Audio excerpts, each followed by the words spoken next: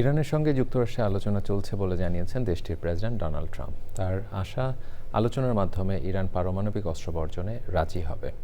ইউরোপের দেশগুলো সেনাবাহিনীকে সন্ত্রাসী সংগঠন হিসেবে ঘোষণা দিয়েছে ইরান। বিস্তারিত জানাচ্ছেন আমিনা রহমান সুপ্তি। শনিবার রাতে ফ্লোরিডা যাওয়ার পথে সাংবাদিকদের ট্রাম্প বলেন, পারমাণবিক অস্ত্র থাকবে না এমন একটি সন্তোষজনক চুক্তি ইরান চাইলে করতে পারে।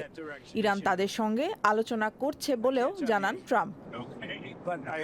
ইরানের একজন শীর্ষ নিরাপত্তা কর্মকর্তা আলী লারিজানি শনিবার রাতে সামাজিক মাধ্যম এক্সে লিখেছেন, আলোচনা এগিয়ে চলছে। ইরানের পার্লামেন্টের স্পিকার মোহাম্মদ বাঘের গালিবাফ এক ভিডিও বার্তায় বলেন, বিপ্লবী গার্ডকে সন্ত্রাসী সংগঠন হিসেবে ঘোষণার পাল্টা ব্যবস্থা অংশ হিসেবে আইনের ৭ নম্বর ধারা অনুযায়ী ইউরোপীয় দেশগুলোর সেনাবাহিনী এখন থেকে সন্ত্রাসী গোষ্ঠী হিসেবে বিবেচিত হবে। ইউরোপীয় ইউনিয়নের সেনাবাহিনীর সঙ্গে যুক্ত ব্যক্তি বা সংস্থাকে ইরান থেকে বহিষ্কারের ব্যবস্থা নেবে পার্লামেন্টের জাতীয় নিরাপত্তা কমিটি।